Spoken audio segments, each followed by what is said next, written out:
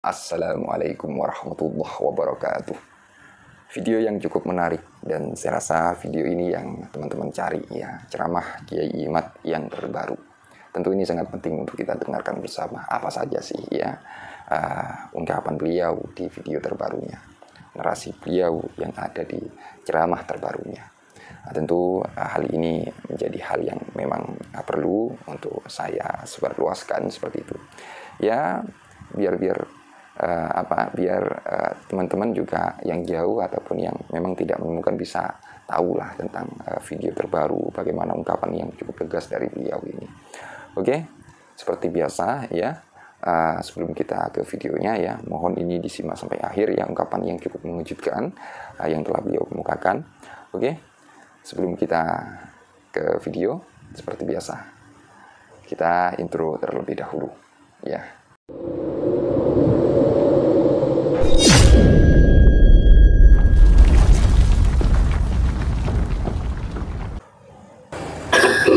Bahwa orang-orang pribumi, orang-orang Irlanda dianggap oleh Belanda lebih rendah daripada anjing. Orang-orang Banyumas, orang Banten asli, orang Mataram asli, orang Jawa Timur asli, orang Aceh asli, itu lebih rendah di mata Belanda daripada anjing. Ini menurut Jenderal Prabowo dalam kesempatan pembekalan calon perwira remaja beberapa hari yang lalu. Bahkan Bapak Prabowo pernah mengajak anak buahnya tentara berenang tahun 70-an masuk di kolam renang, yang kolam renang ini adalah kolam renang yang tua yang ada sejak zaman sebelum kemerdekaan. Di situ ada tertulis overboarding for Holland and England. Apa artinya? Tidak boleh masuk anjing dan pribumi. Langsung dihancurkan oleh Bapak Prabowo Subianto. Kemudian Belanda mampu untuk memisahkan bangsa Indonesia selama dia menjajah di tanah air kita dengan kesejahteraan kita yang besar di masa lalu. Manuskrip bangsa Indonesia yang memiliki peradaban salah negara di abad 1 Masehi, yang memiliki peradaban Tarumanagara, yang memiliki peradaban Mojopahit, yang memiliki peradaban Pajajaran, memiliki peradaban Samudra Pasai, memiliki peradaban Terlak, memiliki peradaban Tidore, Tapak di Papua, Bali, Nusa Tenggara. Manuskrip ini dihancurkan, kemudian dia tulis sejarah baru sesuai dengan keinginannya. Agar apa? Agar bangsa Indonesia ada jarak dengan kesejahteranya, karena menurut seorang politisi Jerman, hancurkan sejarah suatu bangsa, maka pada generasi kedua para bangsawan dan kesatrianya akan menjadi orang biasa, dan pada generasi ketiga mereka akan membawa penjajah seperti domba-domba. Politisi Jerman yang lain mengatakan kita bisa mengalahkan suatu bangsa bukan ketika kita membawa tentara, tetapi ketika kita telah mampu memisahkan bangsa itu dari para leluhurnya.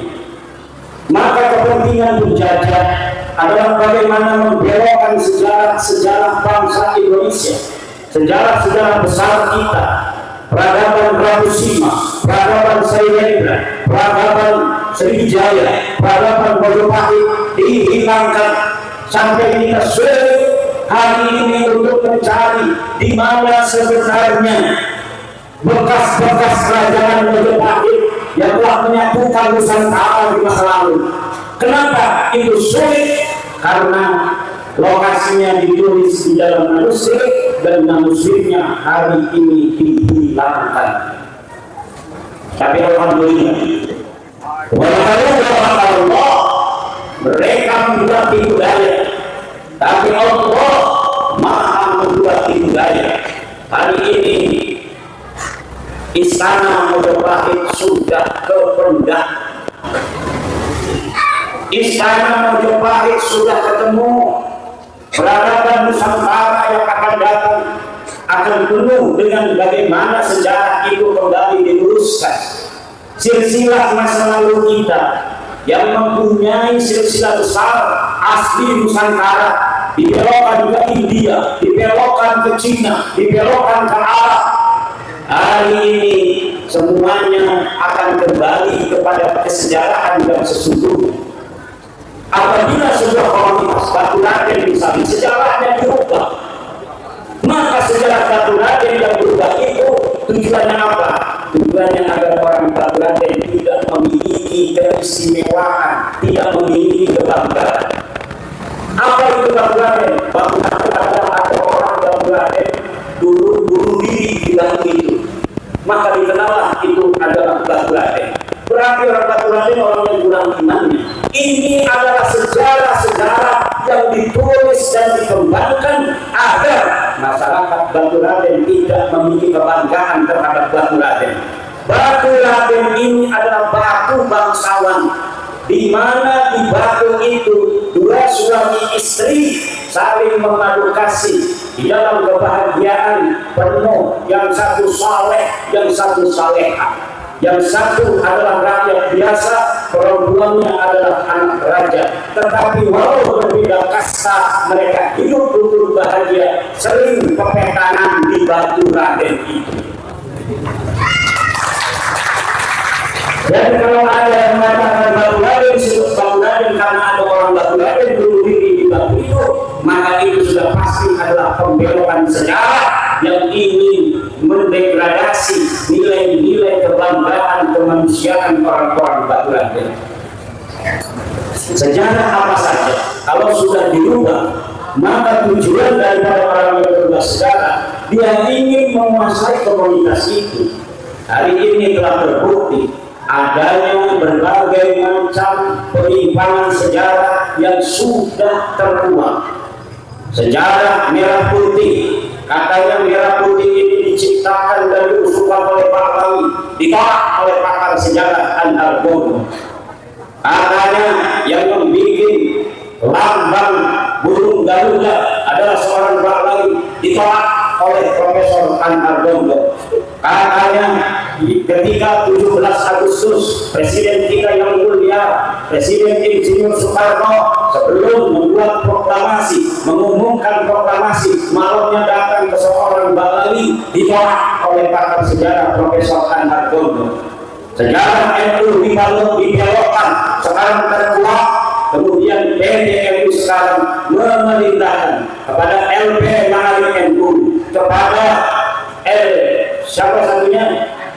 RNI NU, PBNU memerintahkan kepada LP Mahari NU dan RNI NU untuk menarik sejarah NU yang dibelokkan oleh oknum Pahlawi agar kembali kepada sejarah yang sesungguhnya, bahwa Nahdlatul Ulama ini dibentuk semata-mata seluruhnya adalah oleh kiai-kiai Nusantara asli.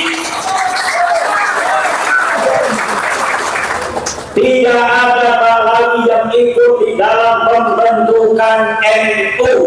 Sejarahnya masih ada, manuskripnya masih ada, bahkan saksinya sudah membuat video. Yai Haji Raden Ashar Samsul Arifin membuat video sebelum beliau meninggal dunia yang mengurut kesejarahan Nahdlatul Ulama, bahwa betul tidak ada peran Pahlawi di dalam pembentukan Nahdlatul Ulama. Nahdlatul Ulama dibentuk 1926. Kalau hari ini Pahlawi mengatakan mereka dulu ikut membentuk Nahdlatul Ulama 1926, lalu kenapa mereka membentuk Rabita Alawiyah 1928, 2 tahun setelahnya? Ini membuktikan bahwa mereka bukan orang NU. Dari dulu mereka mempunyai organisasi sendiri, tidak mau masuk NU. Hari ini pun mereka seringnya itu bukan mendukung NU. Kalau NU ada hajat nggak pernah dukung. Kalau NU ada keputusan malah mereka kemudian yang mengkritik dengan tajam, bahkan mengatakan NU telah disusupi PKI. Bahkan anak-anak kita di Ansor, anak-anak kita di Bangsal, anak-anak kita warga Nahdliyin dilarang oleh seorang Bahlawi untuk ikut Bangsal, untuk ikut Ansor. Videonya masih ada. Kedua Ansor habis dikritik oleh orang-orang Bahlawi. Tetapi hadirin, karena sebagian dari para kesepuhan kita yang masih mempercayai mereka katanya keturunan Nabi, maka ini kita harus sabar. Mereka bukan keturunan Nabi. Bahlawi jelas bukan keturunan Nabi. Secara ilmu sejarah tertolak sebagai keturunan Nabi Muhammad. Secara ilmu nasab tertolak sebagai keturunan Nabi Muhammad. Sudah SDNK 180 orang, haplogramnya G, menandakan mereka jangankan keturunan Nabi, orang Arab saja bukan. Secara akhlak jauh, lihat wajahnya jauh, lemah lembutnya beda dengan Nabi. Mereka suka caci maki, Nabi tidak suka caci maki. Mereka suka menghina, Nabi Muhammad tidak suka menghina. Wajahnya menakutkan, sementara Nabi Muhammad wajahnya penuh dengan kelembutan. Semua orang yang memandangnya itu merasa tenang, senang, dan dimudahkan karena Nabi Muhammad memandang manusia dengan wajah cinta dan kasih sayang. Tapi lihat Bahlawi, wajahnya menakutkan.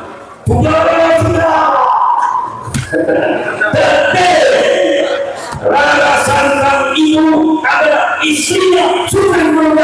Tapi namun udah salah takbir lagi. Lihat wajahnya, apakah wajahnya menandakan wajahnya Nabi? Tidak. Lihat suaranya, nadanya, apakah seperti itu nada dan suaranya Nabi? Lihat penghinaannya kepada manusia yang lainnya, apakah Nabi Muhammad suka menghina orang lain? Lihat ancamannya untuk membubarkan pengajian para kiai-kiai yang tidak percaya mereka keturunan Nabi, apakah Nabi suka mengancam? Lihat mereka suka mempersekusi orang lain, menyuruh anak buahnya untuk mempersekusi orang lain, menakut-nakuti orang lain. Apakah Nabi suka menakut-nakuti orang lain? Apakah orang yang akhlaknya jauh demikian dengan Nabi masih mau dipercaya sebagai keturunan Nabi? Tidak. Wallahi, wallahi, wallahi, Bahlawi bukan keturunan Nabi. Wallahi, wallahi, wallahi, berdosa orang yang hari ini masih mengakui Bahlawi sebagai keturunan Nabi. Ada yang mengatakan Nabi kuala, inna baqajar Nabi kum, lain lam tanda'u la rajumannakum wa la yabasanakum minadam ladin. Ta'irukum ma'akum, kamu yang akan kuala. Kalau ada orang mengatakan orang yang tidak percaya Bahlawi sebagai Nabi akan kuala, maka mereka lah yang masih percaya Bahlawi sebagai Nabi yang akan kuala dalam hidupnya mulai sekarang. Mulai sekarang, siapa saja orang yang masih percaya Bahlawi keturunan Nabi, dia akan kuala. Kenapa? Karena tidak ada dalil sedikit pun yang menyatakan mereka keturunan Nabi. Secara sejak abad ke-4 sampai abad ke-9 Hijriah, di mana nama-nama leluhur-leluhur fikih mereka yang ditulis katanya ada sebagai ulama, ternyata saya baca sejarah-sejarah yang ada ditulis dari abad ke-4 sampai abad ke-9, tidak ada nama mereka disebut sebagai keturunan dan Nabi Muhammad SAW. Jangankan sebagai keturunan Nabi, orangnya saja tidak ada. Bagaimana kita mengakui seseorang yang bukan keturunan Nabi lalu kita anggap sebagai keturunan Nabi? Bagaimana nanti kita kalau bertemu baginda Nabi Muhammad SAW, bertemu dengan baginda Sayyidatuna Khadijah, Bunda Khadijah, bertanya kepada kita, kenapa engkau menganggap orang yang bukan darah dagingmu sebagai darah dagingmu, sementara akhlaknya jauh daripada akhlakku, kata Ibunda Khadijah Al-Kubra, apalagi akhlak dari suamiku. Bagaimana kalian mempercayai mereka sebagai keturunanku, padahal ada ulama di kalian saat kalian hidup yang telah memberi dalil pada kalian bahwa mereka bukan keturunanku. Bagaimana nanti kalau Sayyidatuna Fatimah Al-Zahra Al-Batul bertemu dengan kita dalam keadaan kita kemudian mengakui yang bukan keturunannya sebagai keturunan Sayyidatuna Fatimah Al-Zahra Al-Batul? Bagaimana di hari kita?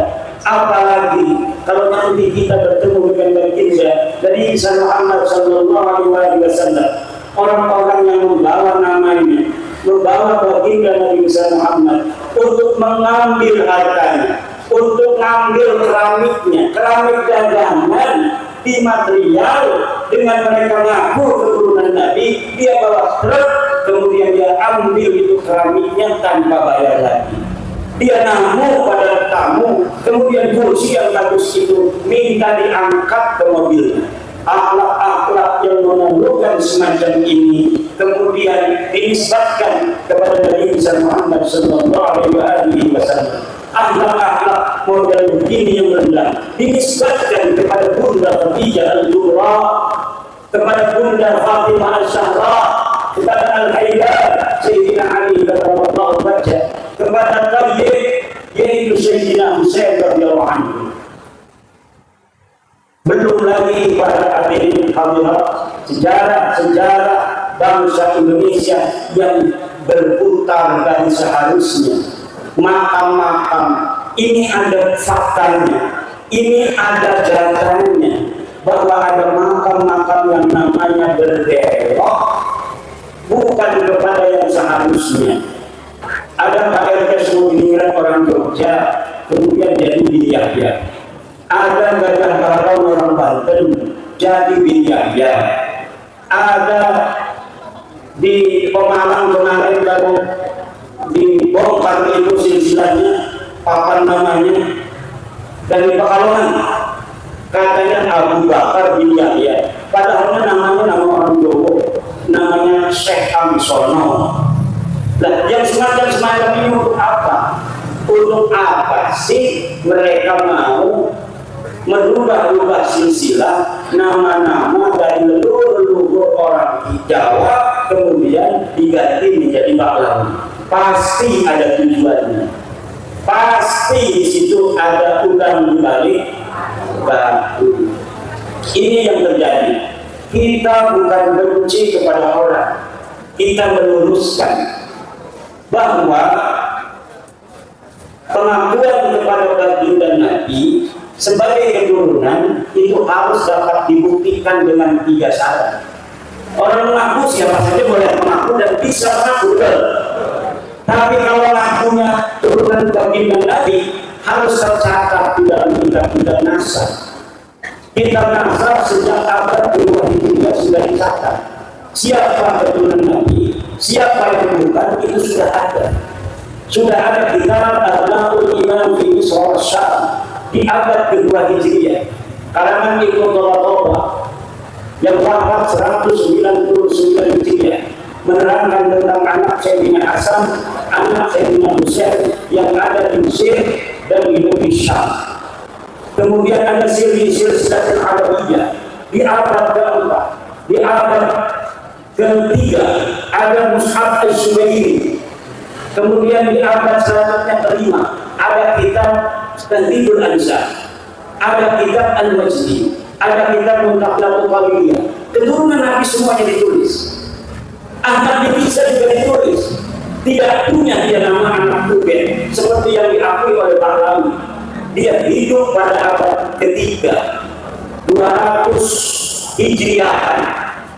Katanya dia wafat 340.000. Itu abad keempat, kitabnya ada, Tetapi tidak disebutkan Ahmad bin Isa hijrah ke Yaman. Ahmad bin Isa itu ada di kota Madinah. Bagaimana sekarang sampai ada kuburannya di kota Yaman, di negara Yaman? Itu kuburan apa? Mana datanya yang menyebutkan Ahmad bin Isa di Yaman? Tidak ada. Ahmad bin Isa berita yang bisa kita dapatkan ada di dalam kitab Al-Ghaibah. Dia ada di kota Madinah Al-Munawwarah pada tahun 234 Hijriah. Pada umur sekitar 20 tahun. Kata Baghlawi dia pindah ke Yaman 317 Hijriah. Berarti umurnya sudah 100 tahun lebih. Masa iya orang yang umurnya sudah 100 tahun lebih kemudian dia pindah ke Yaman? Mau ngapain? Kemudian mati karena 340 Hijriah. Berarti umurnya 131 tahun. Bagaimana orang jarang walaupun ada orang yang sampai hidup 131 tahun. Maka secara ilmu logika ini mendekati mustahil. Lalu bagaimana bisa diciptakan bahwa dia lahirnya 360 Hijriah, 260 Hijriah? Kata Baghlawi, Ahmad bin Isa ini lahir 260 Hijriah. Bagaimana orang yang lahir 260 Hijriah di dalam kitab disebutkan 234 Hijriah, dia sudah umur 20 tahun. Ini nyata-nyata bahwa sejarah yang mereka tulis sejarah cocokologi, sejarah palsu. Ada seorang teman Nabi namanya Ahmad bin Isa, kemudian mereka mencantolkan bahwa leluhur mereka yang namanya Ubed itu sebagai keturunan baginda Nabi. Itu dari sisi ilmu nasab dan ilmu sejarah. Dari SDN apa? Darah mereka ini justru min ajza'i badani, itu sudah dites di Mesir ini. Kalau dites DNA akan ketahuan ini orang Banas, ini orang Afrika, ini orang Amerika, karena ada kode genetik yang berbeda-beda setiap ras itu. Nah ini Baghlawi di Yaman 187 orang di Indonesia sudah dites DNA. Hasil haplogrupnya adalah G. Orang Arab haplogrupnya J1. Nabi Ibrahim haplogrupnya J1. Nabi Ismail haplogrupnya J1. Adnan haplogrupnya J1. Quraisy haplogrupnya J1. Abdul Muttalib haplogrupnya J1. Abu Talib haplogrupnya J1. Abdullah haplogrupnya J1. Sayyidina Ali haplogrupnya J1. Nabi Muhammad haplogrupnya J1. Anaknya Sayyidina Ali, Sayyidina Husain haplogrupnya J1. Anaknya terus sampai hari ini harus sama haplogrupnya. Kalau dia keturunan dari seluruh laki-laki dari Nabi Muhammad dan Sayyidina Ali adalah J1. Tapi kenapa mereka kira? Karena mereka bukan keturunan Nabi. Mereka karena bukan keturunan Nabi Muhammad. Alasan di dalam kitab-kitab Fathul Mu'in, Al-Qaul, Imam Syafi'i tidak mengatakan DNA bisa untuk menetapkan nasab. Ya jangan Imam Syafi'i belum ada DNA, bos. Jangan Fathul Mu'in belum ada DNA. DNA itu baru ada zaman sekarang. Ulama zaman sekarang yang menetapkan. Sekarang saya menetapkan bahwa tes DNA wajib digunakan untuk orang yang mengaku keturunan Nabi. Bagaimana orang yang mengaku keturunan Nabi? Secara ilmu sejarahnya kosong, secara ilmu nasab yang nggak nyambung, tes DNA-nya kemudian melenceng ke kasus. Kemudian kita harus mengakui dia sebagai Nabi. Durhaka kita itu bisa durhaka gede. Penjelaman pada minggu. Saya yang belum lagi.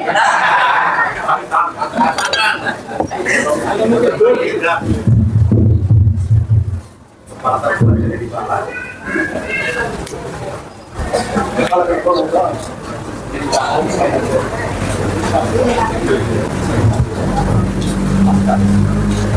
Sekarang mereka sudah tidak bisa menjawab. Tidak ada jawaban. Kenapa tidak ada jawaban? Karena tidak ada dalil. Kenapa tidak ada dalil? Ya karena memang bukan turunan Nabi. Bagaimana bisa ada dalilnya? Kalau hari ini Ki Ulumuddin mencatat anaknya, anak saya 1 Jenab, 2 Zulkifli, 3 Jainuddin, ditulis 2024. Kemudian cucunya 2050 nulis saya binnya bin Ulumuddin Jenab misalnya. Bak saya punya anak 10, tulisin anaknya 10. Kemudian 52 tahun lagi cucunya nulis lagi saya punya anak. Itu berurut-urut berdasarkan kitab sebelumnya, ini berdasarkan kitab sebelumnya.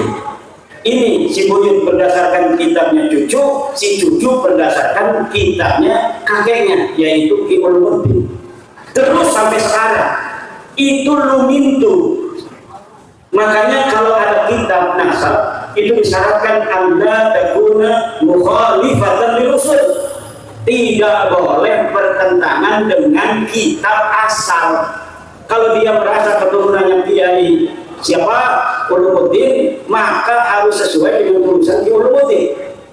Kalau misalnya Ki Ulumuddin mengatakan anaknya 3 Zainab, Zulkifli, Zainuddin, kemudian 100 tahun lagi ada orang mengatakan bahwa dia keturunan Ki Ulumuddin dari anaknya yang bernama Bajuri, ini mukhalifatan lil usul atau tidak? Mukhalifatan lil usul, kami jawab. Ini yang 100 tahun lagi ditulis berbeda dengan kitabnya yang diakui, yaitu Ki Ulumuddin. Ki Ulumuddin mengatakan anak saya cuma 3, Zainab, Zulkifli, Zainuddin. Dia mengatakan anak dari Bajuri, berarti palsu apa tidak? Palsu. Di abad ke-6 sudah dikatakan loh, anaknya Ahmad bin Isa itu 3, Muhammad, Ali, Husain. Ini ada kitabnya. Lalu di abad 9 Mbak menulis cewek, saya anak keturunan Ahmad bin Isa itu, tapi dari anak yang lain bukan 3, namanya Ubaid atau Ubaidillah atau Abdullah katanya. Sementara kitabnya yang ada di abad 6 mengatakan tidak ada anaknya nama Ubaid. Ini mukhalifatan lil usul, berbeda dengan kitab asal.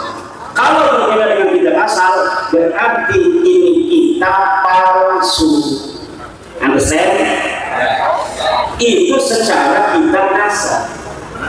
Kata mereka, itu kebodohan, tidak bisa. Kedim, tidak bisa. Minta ke luar negeri. Pertama ke Syekh Mahdi Rojai, orang Iran. Syekh Mahdi Rojai temannya Balawi. Kata Syekh Mahdi Rojai bahwa Balawi ini sahih, cukup dengan zuhrah wal istifadah. Zuhrah wal istifadah itu hari ini Ki Ulumuddin punya anak namanya Jenab. Dikenal oleh orang-orang Batu Raden, Jenab ini anaknya Kiai Ulumuddin. Walau tidak melihat buku rapornya, tidak melihat akte kelahirannya, tidak melihat surat rumah sakitnya, karena sudah terkenal di Batu Raden Jenab anaknya Ki Ulumuddin, maka kalau kita mengatakan itu Jenab anak siapa, dijawab oleh kita anaknya Ki Ulumuddin, itu kita tidak berdosa karena sudah surah wal istifadah. Kata Syekh Mahdi Rojai, karena Balawi hari ini sudah terkenal sebagai keturunan Nabi, maka sudah cukup harus diterima sebagai keturunan Nabi. Dia tidak konsisten. Dia seorang ahli nasab mengarang kitab namanya Al-Muqibun.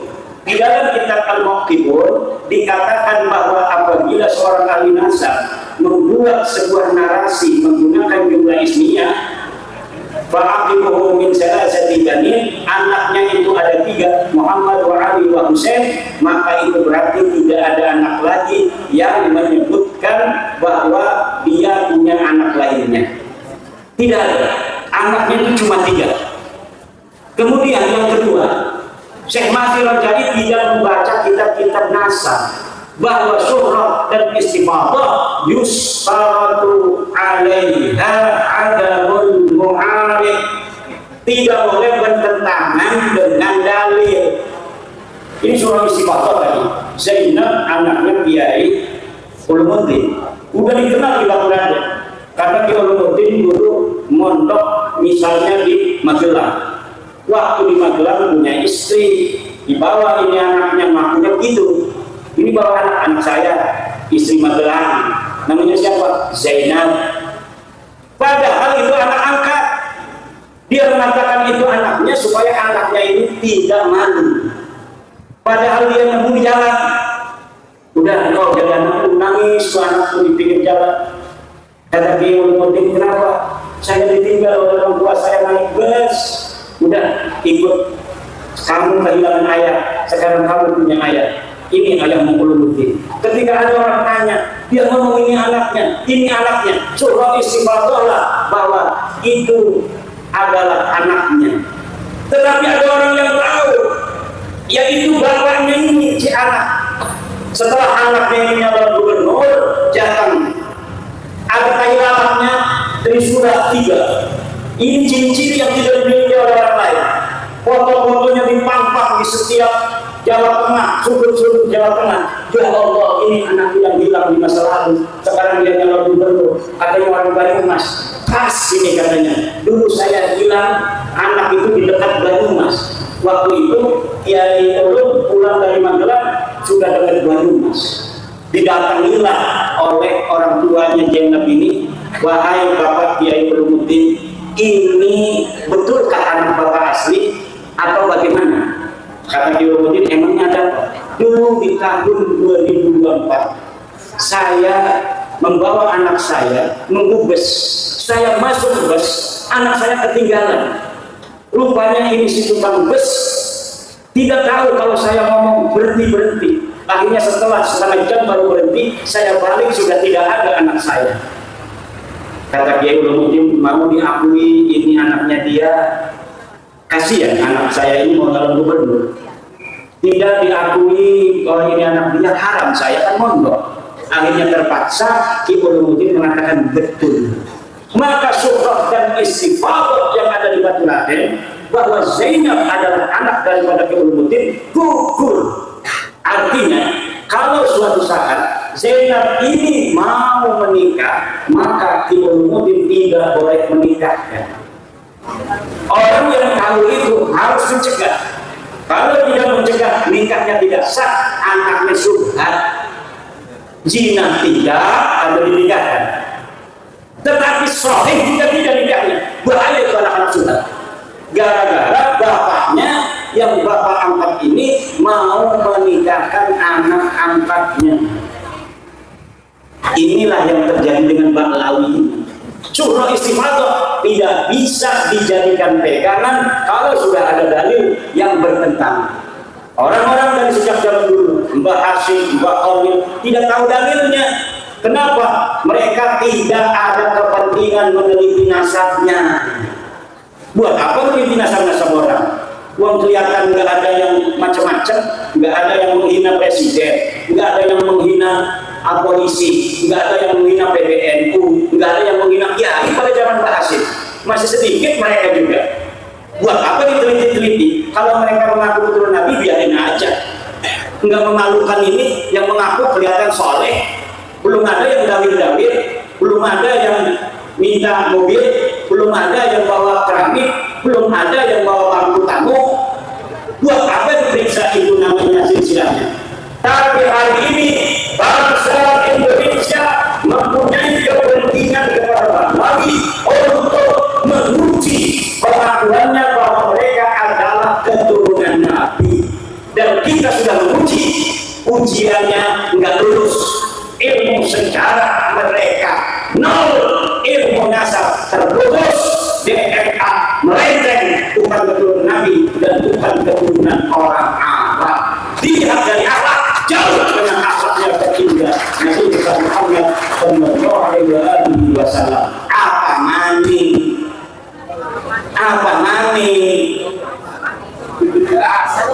Wis jelas lagi.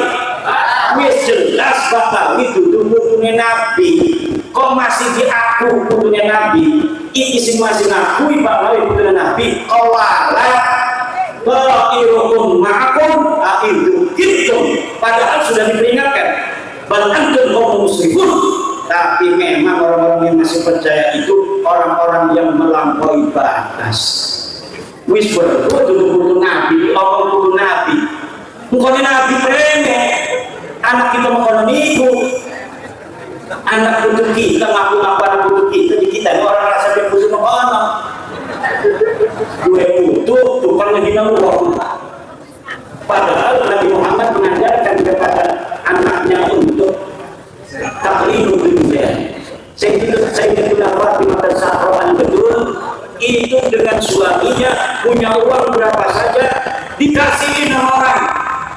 Ciri-ciri pertama kepada Nabi yang asli adalah suka memberi harta yang dia miliki untuk orang lain. Sekarang yang Nabi, apakah mereka kalau datang ke kiai suka memberi uang atau minta uang? Memberi uang atau minta uang? Ciri-ciri pertama keturunan Nabi gagal. Akhlak keturunan Nabi, kalau mereka punya uang, mereka akan kasihkan kepada orang. Kalau mereka punya pakaian yang bagus-bagus, habis perang dapat bonus, mereka kasih kepada orang. Jangankan anak dan menantu, istri-istrinya Nabi saja orang lain tidak ada kaitan darah dengan Nabi, istri-istri Nabi itu, tetapi akhlaknya ciples dengan akhlaknya Nabi karena dididik oleh baginda Nabi. Siti Aisyah radhiyallahu anha kaya raya ketika Nabi Muhammad wafat karena istri Nabi mendapatkan bagian daripada harta ghanimah. Tetapi setiap tumpukan harta itu datang ke Siti Aisyah di pagi hari, maka sebelum matahari terbenam semuanya harus sudah dibagikan kepada fuqara dan masakin. Sampai ketika Siti Aisyah sedang berpuasa, dia dapat harta yang begitu banyak, menyuruh pembantunya untuk menggali harta itu. Kemudian Siti Aisyah mau buka puasa. Kata Siti Aisyah, ada apa? Aku mau berbuka puasa. Tidak ada apa-apa lagi wahai ummul mukminin. Kata Siti Aisyah, kenapa kau tidak sisakan sedikit pun? Kata pembantunya, bukankah itu yang kau ajarkan? Masya Allah, itulah keindahan ahlu baitin Nabi, ahli baitnya baginda Nabi Muhammad sallallahu alaihi wasallam. Tidak suka menumpuk harta, kalau punya harta mereka akan bagikan kepada orang lain. Nah, ini kita datang kepada orang yang aku cucu Nabi datang kepada orang bukan ngasih duit, minta duit, betul tidak? Kalau dia mau ngasih, dia marah dan ngancem. Nanti kamu tidak akan dapat syafaat dari jin aneh. Kamu tidak akan dapat keberkahan. Kalau kamu dagang, kamu tidak akan berkah, tidak akan waris, akan bangkrut. Kalau kamu punya pondok, nanti santrimu akan hilang. Kalau tidak menghormati aneh sebagai keturunan dari baginda Nabi Muhammad SAW. Apakah saya tanya dulu Banyumas? Yang demikian itu akhlak keturunan Nabi atau bukan? Keturunan Nabi atau bukan? Turunan Nabi bukan? 3 kali sudah. Bukan. Terus apa nyanyi? Beres. Lupa. Takamani ning Syekh Ali Jumat di Mesir ingin dapat bantuan daripada pernyataan, membikin pernyataan. Syekh Ali Jumat, seorang ulama Mesir, temannya Syekh Umar bin Hafid, mengatakan juga cukup dengan syuhrah dan istifadah. Tidak ditulis bukan berarti tidak ada. Tetap siapapun yang ditanya, ulama manapun di dunia ini ditanya tentang Balawi, gak bakal punya dalil. Terakhir mereka datang Pak ulama dari Hijaz, namanya Syekh Ibrahim bin Mansur Al-Amir. Dia ini seorang marga Al-Amir, ngakunya keturunan baginda Nabi, ngakunya. Tapi ini Ibrahim bin Mansur nasabnya juga palsu.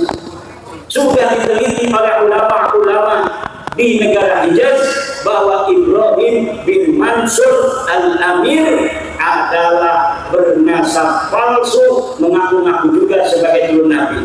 Jadi yang palsu sekarang minta bantuan kepada yang palsu lagi. Tentunya antara sesama pemalsu harus saling bantu membantu.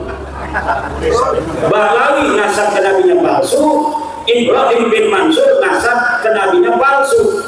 Sama-sama palsu, saling membantu. Sesama biskota tidak boleh saling mendahului.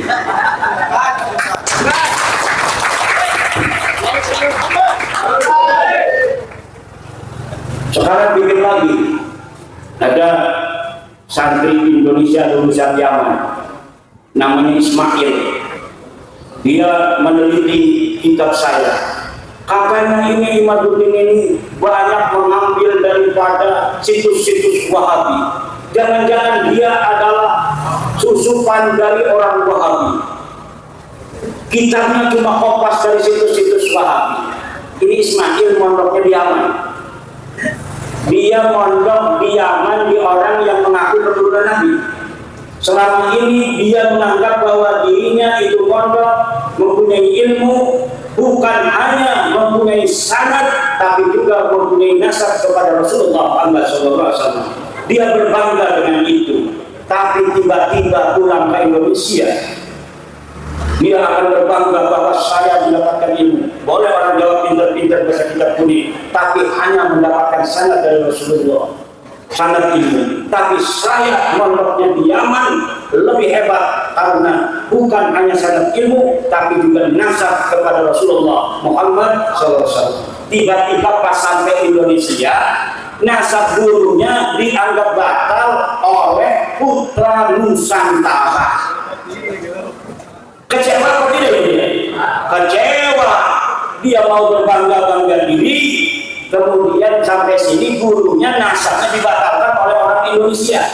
Akhirnya dia mencari-cari cara bagaimana saya yang dalam penelitian saya menyatakan bahwa Balawi sama sekali bukan keturunan baginda Nabi SAW. Ini di framing segala macamnya.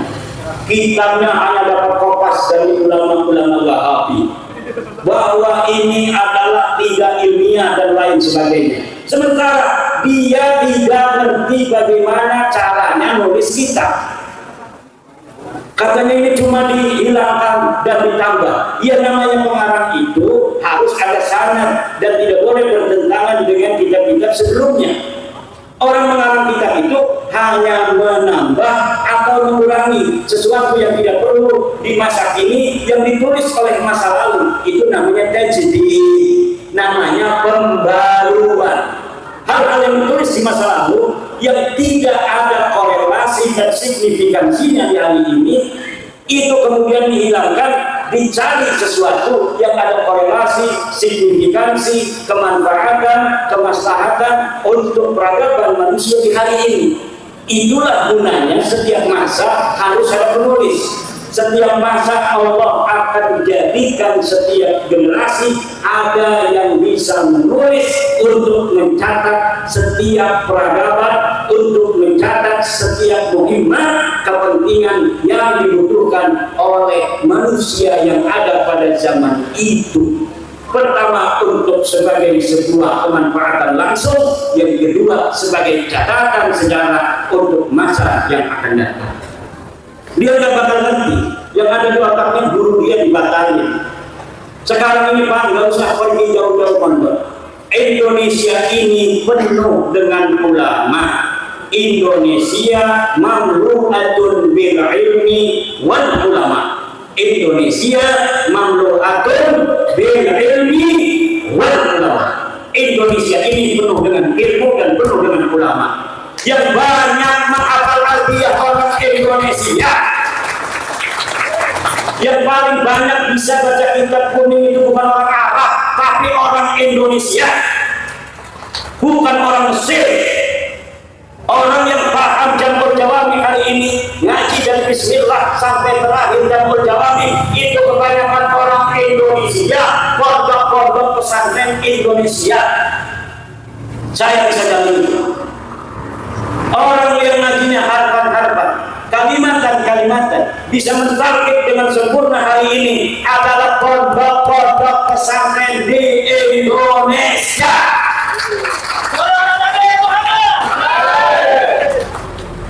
Tetapi kekurangannya Indonesia punya mental terjajah. Itu kelemahan. Kenapa masa lalu dijajah begitu panjang? Masih ada mental terjajah.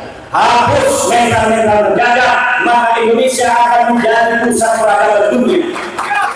Hapus mental terjajah bangsa Indonesia, maka bangsa Indonesia akan menjadi bangsa yang dibanggakan oleh dunia. Dulu ketika penjajahan itu masih dekat, orang-orang Indonesia mencari ilmu ke negeri Timur Tengah. Hari ini Islam Nusantara, Islam Coro NU itu menjadi sebuah bahan kajian di dunia Timur Tengah untuk diterapkan di Timur Tengah. Orang-orang Timur Tengah heran pada Islam Indonesia. Sukunya banyak. Indonesia ini sukunya luar biasa. 700 suku, 1.400 bahasa dan suku bangsa. Pulaunya 17.000 pulau. Tetapi Islamnya kok damai. Jangan ada perang saudara. Kita memang ada beberapa masalah TNI, Aceh, Papua, tapi frekuensinya kecil dan bisa dilalui oleh bangsa Indonesia sampai saat ini. Mereka ingin belajar dari bangsa Indonesia. Ternyata jawabannya, karena di Indonesia bukan hanya ada istilah Ahlus Sunnah wal Jamaah, tetapi di dalam Indonesia ini ada mutiara Ahlus Sunnah wal Jamaah An-Nahdliyah. Apa itu Ahlus Sunnah wal Jamaah An-Nahdliyah? Yang disebut juga oleh Kiai Said Agil Siraj dan Gus Dur sebagai Islam Nusantara. Islam yang universal sama dengan di Arab, tetapi memiliki tipologi khusus, kekhasan di Jawa, kekhasan di Aceh, kekhasan di Maluku, di Kalimantan, di Papua, di Nusa Tenggara dan daerah-daerah Indonesia lainnya. Hari ini Indonesia menjadi kiblat kedamaian dunia. Hari ini Indonesia menjadi kiblat toleransi dunia. Maka oleh karena itu, nilai-nilai inferioritas yang ada di bangsa Indonesia, yang masih ada di sebagian bangsa Indonesia, harus dihapuskan. Hapus mental terjajah. Jangan kita inferior. Sebagai manusia kita inferior terhadap orang barat. Sebagai manusia beragama kita berinferioritas diri terhadap orang-orang Timur Tengah. Padahal Islam mengajarkan, inna akramakum indallahi atqakum. Sungguhnya orang yang paling mulia bukan dia orang Arab, bukan dia orang Barat, tetapi dia orang yang paling bertakwa kepada Allah. La fadla li arabiyyin 'ala ajamiyyin. Tidak ada keunggulan orang Arab terhadap orang-orang Aceh, orang-orang Indonesia, orang-orang Malaysia, orang-orang Brunei. Tidak ada. Kalau ada hadis-hadis yang menyatakan keunggulan suatu kaum, maka silahkan teliti itu hadis-hadis. Di situ ada masalah karena bertentangan dengan Al-Quran.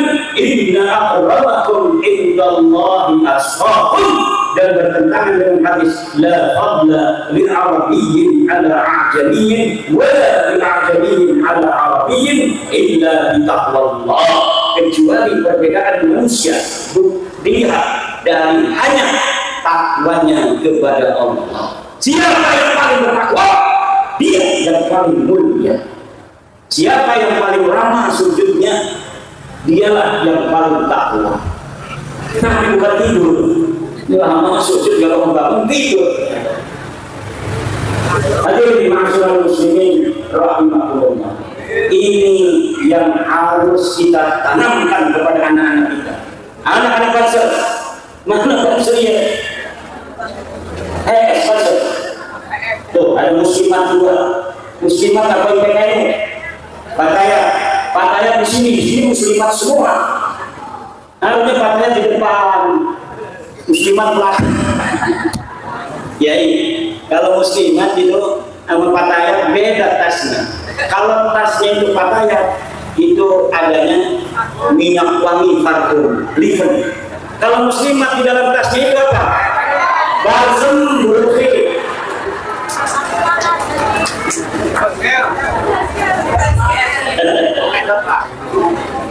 Ibu bapak hadirin, kita tanamkan pada anak kita ini kebanggaan yang tiada terkira untuk bangsa Indonesia dan tanah air tumpah darah Indonesia. Coba kita kemegahan Majapahit masa lalu, orang-orangnya yang penuh dengan elegan, yang penuh superioritas, yang penuh dengan harga diri, penuh dengan jati diri kebangsaan Nusantara, itu harus dikembalikan dan ditanamkan kepada anak-anak kita, bahwa kita bangsa Nusantara bukan bangsa yang rendah. Kita bangsa yang sudah teruji secara arkeologis. Sedikit sekali bangsa di dunia ini yang memiliki peradaban, peninggalan peradaban seperti kita bangsa Indonesia. Lihat ukiran Borobudur dengan ukiran-ukiran yang hari ini kita bisa ukir. Itu lebih indah di masa lalu. Lihat ukiran-ukiran yang ada di Prambanan. Bagaimana ketelitian leluhur kita menjadi seorang pengrajin pahat dengan pahatan yang begitu halus, bandingkan dengan pahatan hari ini yang paling bagus yang bisa kita kerjakan. Lihat makam-makam, bagaimana ukiran leluhur kita, makam-makam itu begitu indah. Lalu untuk seorang raja besar Soekarno di Blitar, kita hanya bisa naruhin batu gede di sana. Kenapa? Karena kita nggak bisa ngukir yang bagus.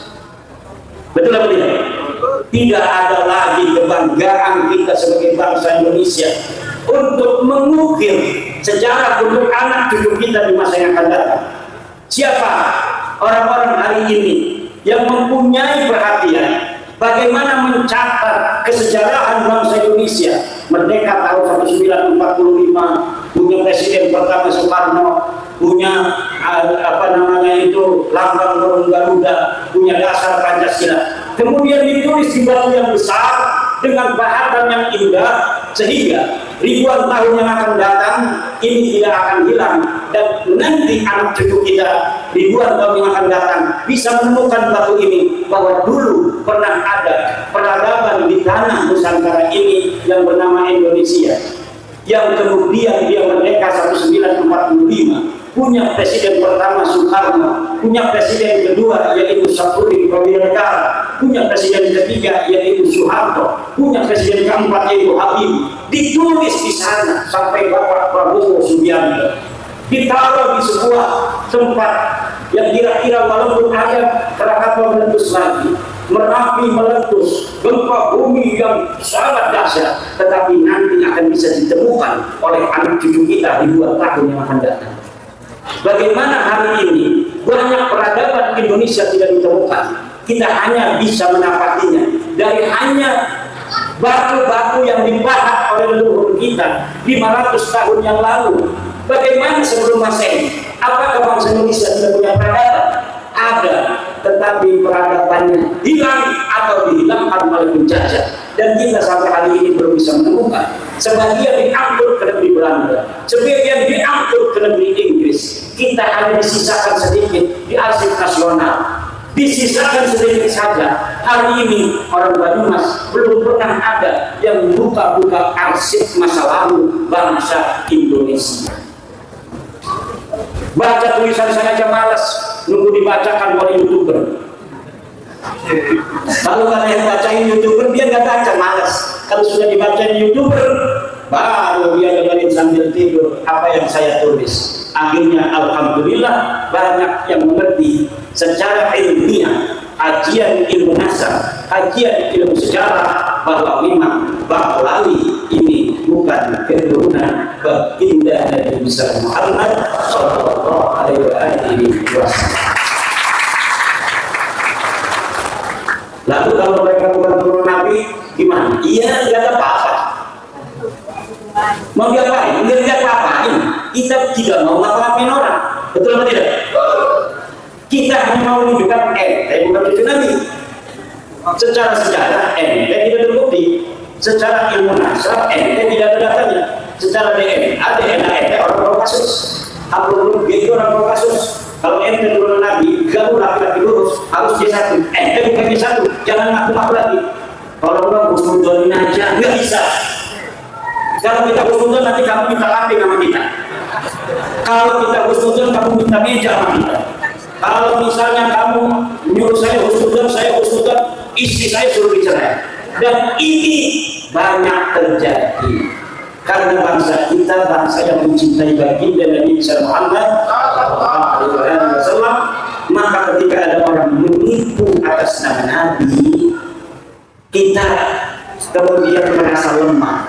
Jangan-jangan benar. Kita mengharapkan barokah Nabi, kita mengharapkan syafaat Nabi, tapi hari ini tidak bisa. Tidak bisa lagi bangsa Indonesia bangsa besar, bangsa yang mempunyai jati diri, bangsa yang mempunyai kehormatan. Tidak boleh tunduk pada siapapun bangsa asing yang telah kita akui sebagai bagian daripada saudara kita yang kita persilahkan untuk hidup di bumi milik daripada leluhur kita ini. Kalau mereka mau numpang, silahkan kita akui sebagai saudara kita. Tetapi jangan mau jadi tuan di negeri leluhur anak. Jangan mau jadi bos di tanah orang baru mas. Harus tahu diri.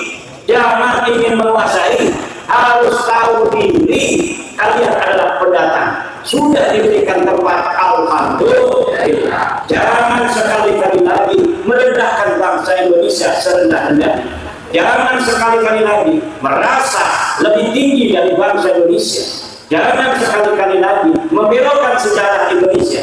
Jangan sekali-kali lagi membelokkan sejarah NU. Jangan sekali-kali lagi membelokkan sejarah Ansor. Jangan sekali-kali lagi menghina kiai-kiai NU. Jangan sekali-kali lagi menghina kiai-kiai Nusantara. Jangan sekali-kali lagi menjadi orang yang tidak tahu malu di negeri di mana kamu mencari makan dan mencari minum dari tanah ini, tanah milik bangsa Nusantara yang diwariskan dari leluhur kita di masa yang lalu. Wallahu wal muwaffiq ila aqwamit thoriq. Wassalamualaikum warahmatullahi wabarakatuh. Jadi kurang lebih seperti itu. Sangat-sangat mengejutkan sekali dari apa yang baru saja kita dengarkan bersama. Ya, video terbaru Kiai Imaduddin Usman Al-Bantani. Dan saya rasa video tersebut juga penting ya untuk kalian sebarluaskan ya. Biar teman-teman kita yang masih belum menyimaknya, yang masih belum menonton seperti itu ya. Ya, biar menonton, biar juga tahu ya hal-hal yang beliau kemukakan seperti itu. Dan video tadi itu sebenarnya sudah terupload sudah 4 jam yang lalu ya dari pembuatan video ini. Dan kemudian yang berkomentar pun juga cukup banyak lah seperti itu. Ada yang mengatakan dari Saifuddin 7572 ya, sebarkan terus kebenaran Pak Kiai, seperti itu ya.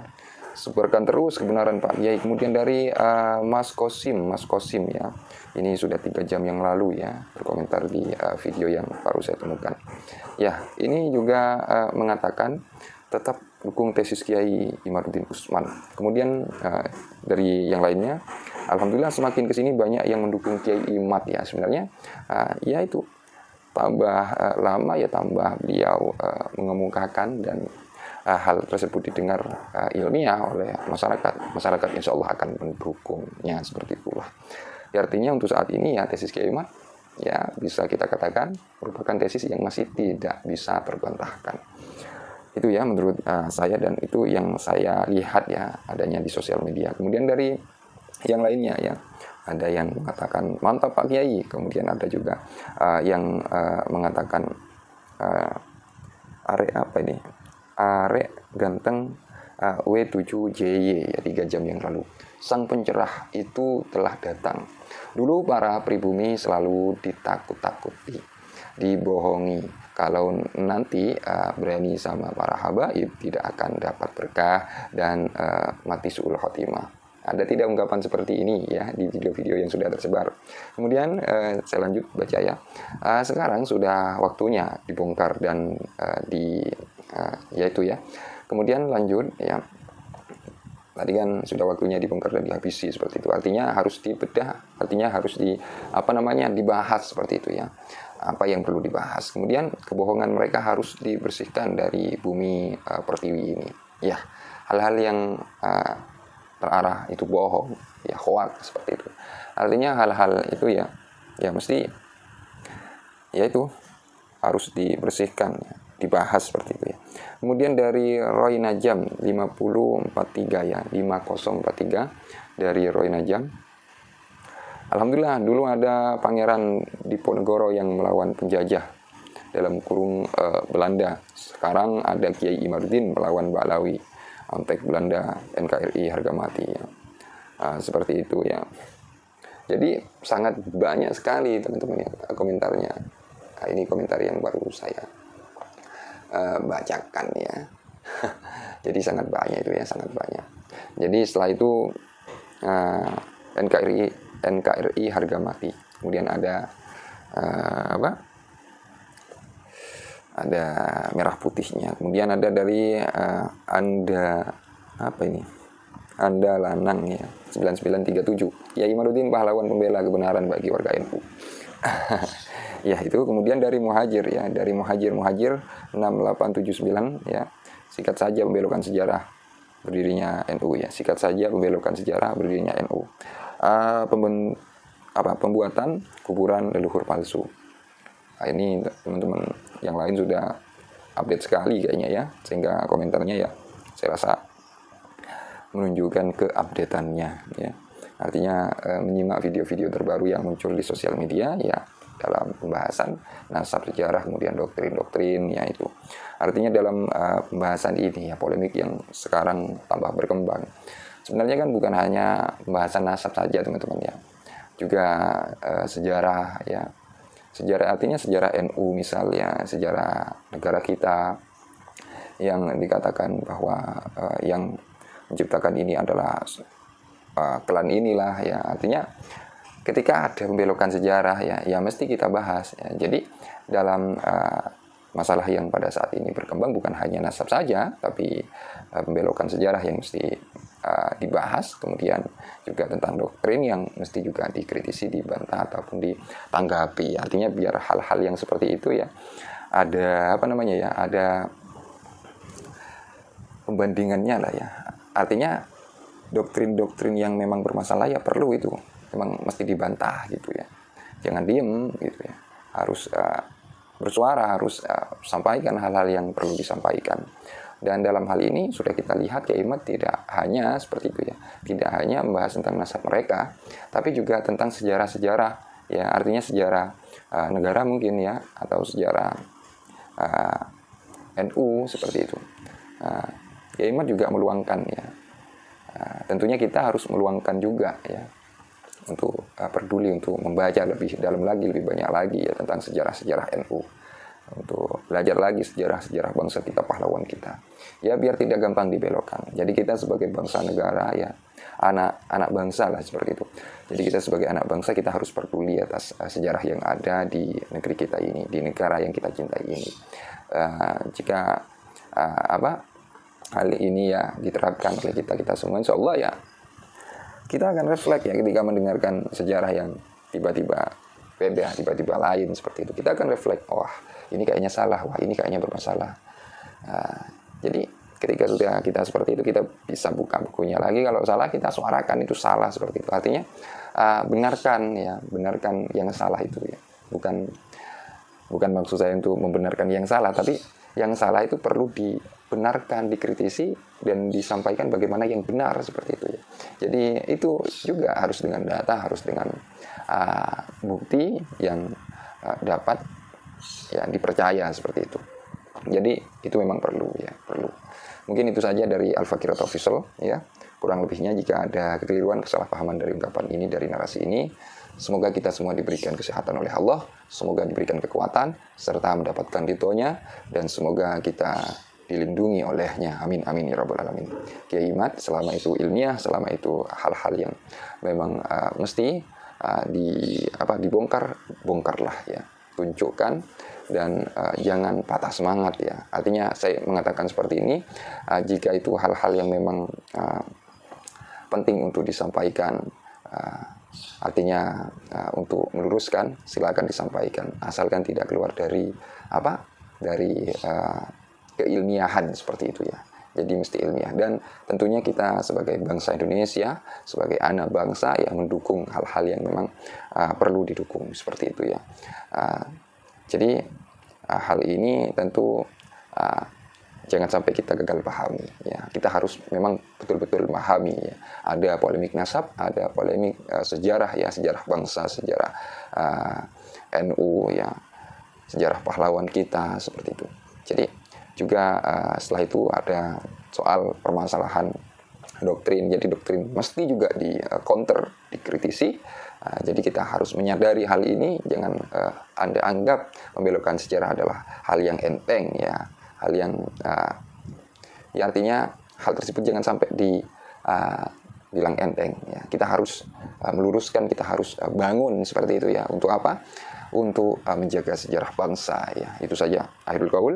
Niatan kita baik ya, jangan sampai kita kotori dengan hal-hal yang tidak baik. Akhirul qaul, jika ada kekeliruan, kesalahpahaman dari ungkapan, dari narasi yang telah saya kemukakan, saya Al-Fakir Official mohon maaf sebesar-besarnya, baik itu kekeliruan dalam pemahaman, dalam kata, ungkapan, narasi, apalah itu. Jadi saya mohon maaf sebesar-besarnya. Akhirul qaul, ihdinas siratal mustaqim. Wassalamualaikum warahmatullahi wabarakatuh. Terima kasih.